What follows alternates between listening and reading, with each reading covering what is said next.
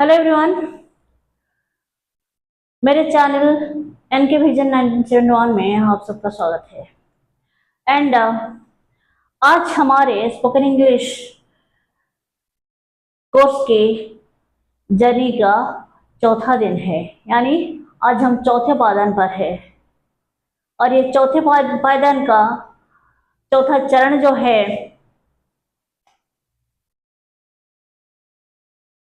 Topic number 4 present tense का, यानी simple present हमने कंप्लीट किया, प्रेजेंट कंटिन्यूअस हमने कंप्लीट किया, present perfect we have done, and today we are going to learn present perfect continuous tense.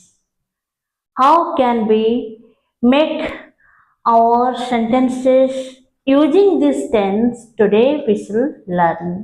And मैंने पहले भी कहा था, आज भी बोल रही हूँ, आप लोगों के कमेंट की मुझे बहुत ज़्यादा ज़रूरत है। I am a newcomer, it's my new channel and newly I am starting my classes, so that I appeal you guys, without skipping the video, watch from beginning to end. If you want to improve your spoken skill, conversation skill, then you must get effective result from here. आप लोगों को यहाँ अच्छे contents मिलेंगे, अच्छी जानकारियाँ मिलेंगी, और हाँ, सेंटेंस को टेंस के हिसाब से कैसे हम परफेक्टली बनाते हैं और हम अपने स्किल को, स्पोकन इंग्लिश स्किल को कैसे इम्प्रूव कर सकते हैं, हर चीज़ मैं आपको बारीकी से बताऊंगी। इसलिए without skipping the video, watch till beginning to end. So let's start our class. Okay, so it is present perfect continuous tense. Present perfect continuous tense means present perfect progressive tense. Progressive means what? The thing, the work, the action that has started sometimes before. कुछ वक्त पहले जो काम शुरू हुआ है और फिलहाल खत्म हुआ है या फिर खत्म होने को है, इसको कहते हैं प्रोग्रेसिव। प्रोग्रेसिव इसलिए कहते हैं इट इज ऑन द वे।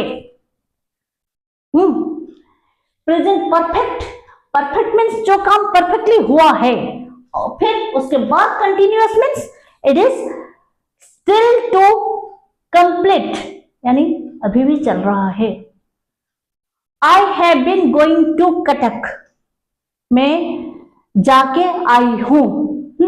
और इसके स्ट्रक्चर डेफिनेशन क्या है पहले हम जानते हैं। What is the definition of present perfect continuous tense? Present perfect continuous tense describes an action that started in the past and still ongoing or has recently ended, right?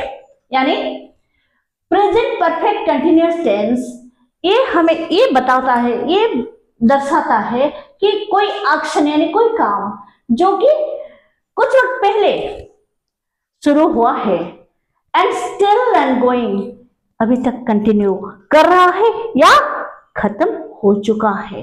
इसका structure क्या है? Subject plus have has plus been plus V1 plus ing in positive sense, no, and in negative sense subject plus have has plus not plus been plus V1 plus ing। And अगर हम इसको question में तब्दील करें अपने sentence को interrogative sentence में, इन interrogative sentence पहले क्या आएगा? have has, next subject, right? Because you are going to ask the question. Then been plus V1 plus ing, right? So इसको अभी हम सेंटेंस में एक्सप्लेन करेंगे, right? So look at the sentence. Here I have written I have been working on this project since 1 week. This sentence is in past person, singular number. Then it is in plural form. We have been working on this project since 1 week. And if we convert it into, refer to the second person. You have been working, second person both, plural and singular form. You have been working on this project since 1 week. And in third person plural form, they have been working on this project since 1 week. तो ये जो चारों sentences मैंने किया यहाँ पर एक चीज मैंने कॉमन किया है, क्या? Since 1 week. It is very necessary to know what is the importance of since or what is the usage of since. Since here use as conjunction, you know. और ये since एक हमें ये सूचित करता है कि एक पर्टिकुलर पीरियड से जो काम हमने शुरू किया है, कब तक खत्म करेंगे इसका कोई हमने मेंशन नहीं किया, लेकिन हमने एक प्रोजेक्ट पर काम कर रहे हैं. सपोज आप किसी प्रोजेक्ट पर किसी काम से शुरू किया है, एक हफ्ते से, एक महीने से, एक साल से, एक दिन से, सुबह से. तो इन सब चीजों में से अगर आपको अपना सेंटेंस बनाना हो, then it is here you can use since. Then in third person singular number में he has been working on this project since 1 week. अगर लड़की हो then she has been working on this project since 1 week. अच्छा, वही since को use करके हम negative sentence कैसे बनाएं? I have not been working on this project since 1 week. एक हफ्ते से इस प्रोजेक्ट मेरा बंद पड़ा है, मैं कोई काम नहीं कर रही हूं. जैसे प्लुरल फॉर्म में भी वही चीज, we have not been working on this project since 1 week. Second person में आए, प्लुरल फॉर्म हो या सिंगुलर फॉर्म हो, you have not been working on this project since 1 week. And if it is third person plural form, क्योंकि third person plural form में हम have का use करते हैं, तो you have not, they have not been working on this project since 1 week. तो आइए third person singular number, चाहे वो मेल हो या फीमेल हो, लड़का हो या लड़की हो, he has not been working on this project since 1 week. She has not been working on this project since 1 week. So these are our positive and negative sentence. हम अपने since को यूज करके प्रेजेंट परफेक्ट कंटिन्यूअस टेंस या present perfect progressive tense कैसे बनाए, ये positive sentence में हमने यूज किया, नेगेटिव में यूज किया. And come to know how can we use this form और this format in interrogative sentence, right? And in interrogative sentence यानी जो वाक्य जिसमें हम सवाल करते हैं, जब सवाल करते हैं तो हमारा जो स्ट्रक्चर रहेगा, पहले वर्ब, उसके बाद आएगा subject. Then have I been working on this project since 1 week, और यहां रहेगा क्वेश्चन मार्क. स्ट्रक्चर क्या रहेगा? पहले हैव, उसके बाद सब्जेक्ट, फिर बीन, फिर वर्ब के साथ ING form, then rest part of the sentence और since. Okay, how I been working on this project since 1 week. क्या मैं एक हफ्ते से इस प्रोजेक्ट पर काम कर रही हूं? क्या आप have you been working on this project since 1 week? Have we been working on this project since 1 week? Yeah. In third person plural form में have they been working on this project since 1 week? Next come to the third person singular number. Has, उसके बाद ही she then not been, not plus been plus V1 ing। Okay, ये negative form में। हाँ, इसका मैंने पहले बता दिया सिंगुलर फॉर्म, नेगेटिव सेंटेंस का जो सॉरी इंटरोगेटिव सेंटेंस का जो नेगेटिव फॉर्म, उसको मैंने पहले बता दिया थर्ड पर्सन सिंगुलर नंबर में। अगर हम इंटरोगेटिव नेगेटिव बनाए, पहले फर्स्ट पर्सन हम जैसे ही फर्स्ट पर्सन को हम फोकस करते हैं, have I not been working, क्या मैं काम नहीं कर रही हूं? Have I not been working on this project since 1 week? Have you not been working on this project since 1 week? Have they not been working on this project since 1 week? और वैसे third person singular number में आए तो has he not been working on this project since 1 week? तो इन सब में हमने since का, मेरा फोकस यही था कि since का इस्तेमाल हम ज्यादातर प्रेजेंट परफेक्ट या प्रेजेंट प्रोग्रेसिव में करते हैं। और कैसे करते हैं ये था। और सिंस के साथ, और सिंस जैसे दर्शाता है हमें एक हमारा काम जो एक पर्टिकुलर पीरियड से, एक वक्त से शुरू हुआ है। वैसे और एक कंजक्शन हम यूज करते हैं प्रेजेंट परफेक्ट टेंस में, जैसे कि हमने किया था अभी, और अभी हम करेंगे प्रेजेंट परफेक्ट प्रोग्रेसिव में, वो है for. Okay, so let's come to know how we use our sentence using this conjunction in our sentences, right. पहले स्ट्रक्चर में हमने सिंस का यूज किया था हमारे सेंटेंस में। नेक्स्ट सेंटेंस में हम फॉर को यूज करके, फॉर एज ए कंजक्शन हम अपने सेंटेंस में कैसे यूज करते हैं प्रेजेंट परफेक्ट कंटिन्यूअस टेंस में, नो। तो स्ट्रक्चर क्या है, subject plus have has plus been plus V1 plus ing plus for, right. तो पॉजिटिव सेंटेंस में फर्स्ट पर्सन को हम इंडिकेट करते हैं पहले, क्योंकि हमेशा हम कोई भी काम करते हैं तो पहला फोकस किस पर होता है, फर्स्ट पर्सन में, यानी हम खुद, नो। तो I have been living here for last 10 years। ये फॉर का इस्तेमाल इस सेंटेंस में कैसे है, फॉर यहाँ पर क्या काम कर रहा है, I have been living here for last 10 years। Here for denotes the length of time till now, जो कि मैं यहाँ रह रही हूं पिछले 10 साल से, जो अभी भी रह रही हूं। पिछले 10 साल से मैं यहाँ हूं और राइट नाउ मैं यहाँ हूं। तो I have been living here for last 10 years। For here denotes the length, the duration of period, no। Negative structure में हम इसको कैसे यूज करेंगे, I have not been living here for last 10 years। मैं पिछले 10 साल से यहाँ नहीं हूं। पिछले 10 साल से हम लोग यहाँ नहीं है। We have not been living here for last 10 years। पिछले 10 साल से आप यहां नहीं है। You have not